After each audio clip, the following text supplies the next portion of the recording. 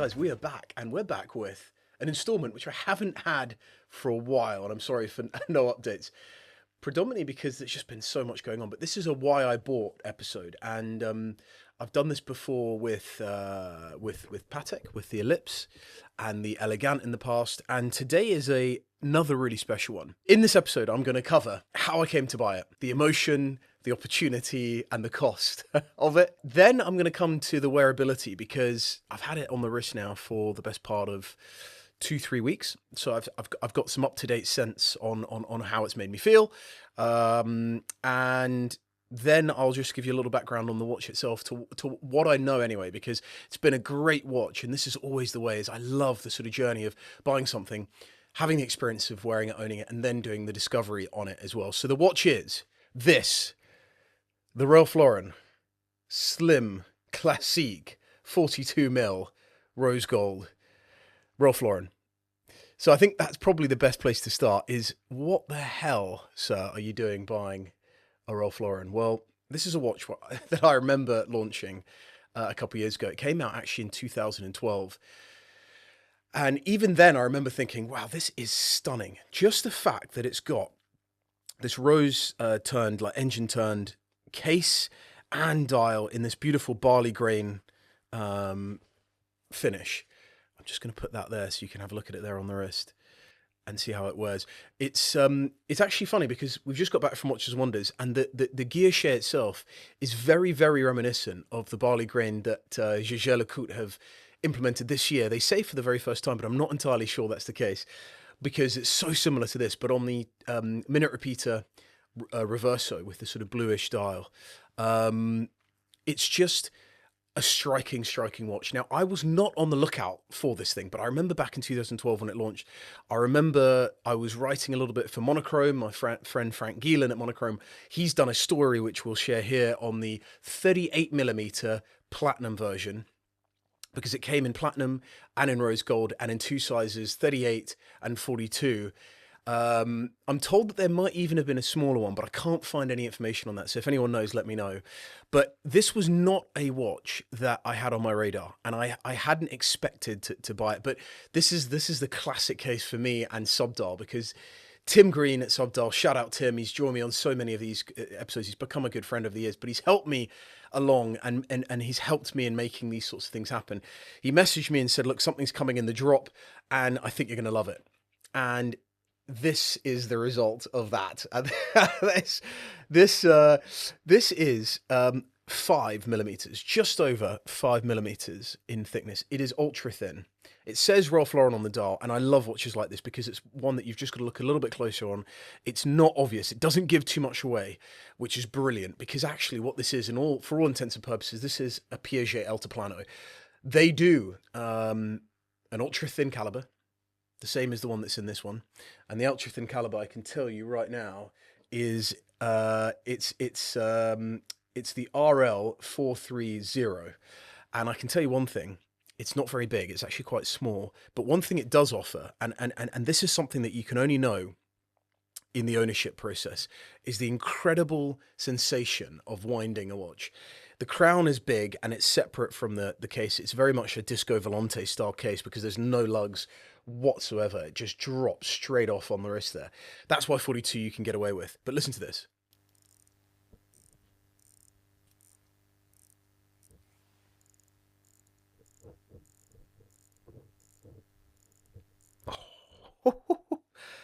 That's fantastic. That's fantastic. It's such a joy to wind. It is such a joy to wind, and some watches are not easy to wind, and that's a problem. I love a hand wound caliber because you don't often get you don't get any wobble at all on the movement. Sometimes with rotors, less so micro rotors, but generally rotors, I hate that feeling on the wrist and that sound that you sometimes get. So I love a hand wound watch. This is a subdued design. There's no two ways about it. It's based on a pocket watch that Cartier made, and I like to think that Ralph took it in when they kicked off this partnership between Ralph Lauren watches, or Ralph Lauren watches and Richemont back in 2008. The idea was that they would collaborate with Richemont brands to basically live Ralph's dreams, or at least this is how I envisage it happening. He took that pocket watch, which we'll link up over the top, which was a beautiful Cartier pocket watch, and he took it to Piaget and said, guys, can we make this live? And this is the incarnation of that. Roman numerals, I'm not always a huge fan of Roman numerals, I've got to say, but in this instance, the boldness and the legibility of it on the wrist and the design prowess that I think it possesses, plus the sort of fact they're quite squat, they're quite thick, and the print itself is quite bold, makes it work. And I don't have any other Roman numeral based dials, so to me the Roman numerals are good. It's got these silvered hands, these sort of Breguet style hands or Observatoire style hands. I'm not sure exactly how you reference them. The guilloche, you've got the tracks going on, you've got some depth.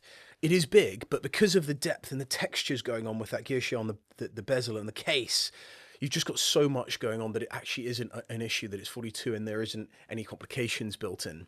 Legibility, amazing. Wearability, amazing. You can see it on the wrist here now. You know, it's a statement piece of design. It's a statement piece of design.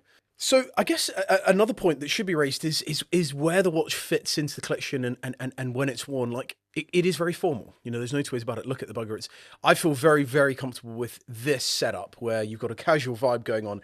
It is and could be conceived as being a tuxedo watch or a very formal black tie watch, which it could well be. But as you know, I love the idea of the high and the low. For me, it actually isn't a dress watch at all. Or shouldn't be reserved for dress occasions only. As I say, it's the only ultra thin I've got, and it's the only Roman numeral dial I've got.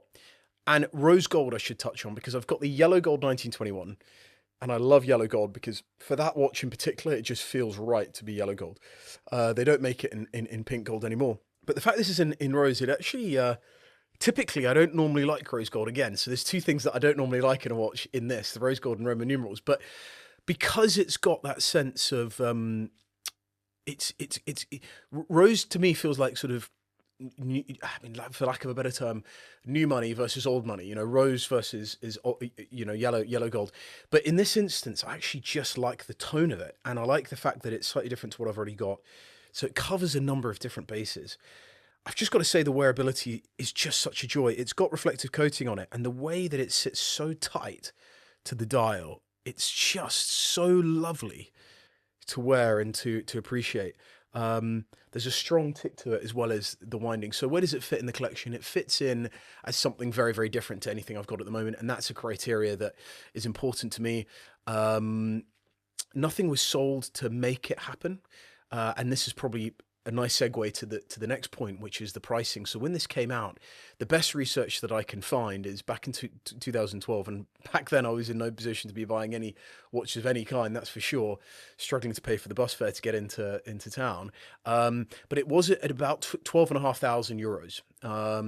At least looking back on that story from Monochrome, the platinum was 12,500 euros. So I'd say this could have been slightly less, maybe 10.5. I think these come up very rarely. I've done a bit of digging. I can't find many that have come up. Boulogne & Sons had one. Theo and Harris had a platinum one. Only the platinum ones I've seen. I've actually never seen a rose come up. And albeit the 38mm would be the one that sort of ticks more of the boxes intuitively to me. This watch makes me think of John Goldberger, Oro Montanari, this sort of super Italian collector. You know, lovely guy by the way as well, because it's audacious, it's bold, it has presence, and it's a design statement. And for me, that's why it should actually be in the 42. You know, I was umming and ahhing about 42, and I thought that's going to be too much, but it doesn't flare over the wrists. It's a statement. It wears like a disco volante, so it's flying saucer on the wrist. So I love that, but I've very rarely seen them come up for sale. Very, very rarely. This was watch only. I paid subdial $7,000 for this, just to give you some perspective on where the pricing is at the moment. But to me, that felt like a good deal. Difficult to price because we just don't see them very often. As I said, I've just got back from Watches and Wonders the other day, and I was at the Langer dinner, the Friends of Langer dinner. I was wearing this, and there were some Japanese collectors there, and they were really, really keen to get hands on with it. This watch sort of stole the show at Watches and Wonders because everyone was sort of keen to, and curious to get hands on with it because you just don't see them very often. And this Japanese collector was telling me in Japan, anything Ralph Lauren is revered, but particularly his watches because they were produced for only a very short period of time. 2012 this came out. I believe this rose gold, the 42, was discontinued in 2013, so it was only in production for a year. But if anyone else knows anything differently, please tell me. But that's what I understand. And he said, you just don't see them. You just don't see them. The proportionality is just wonderful. I love how small the Ralph Lauren logo is and name is printed on the dial. It's just fantastic. So that's that conversation was brilliant. And as much as I'd like to say that this is a keeper, and my gut instinct is to say it's a keeper, there'll be a few of you watching friends out there who will be saying there's no way just you're keeping it. But I feel really good about it. I feel really, really good about it. It's exactly where I'm at right now in the collecting journey.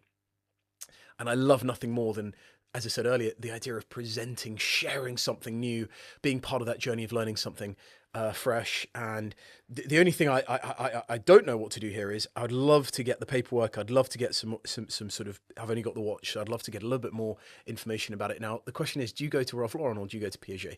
I'm not entirely sure. But there we go, guys. This is the Slim Classique, the Classique Slim from Ralph Lauren from 2012. In rose gold, 42mm. Thank you so much as always for joining. Please leave me your comments below. And there'll be more to come. There is something around the corner which I'm excited to share soon. So thanks as always. Cheers, guys.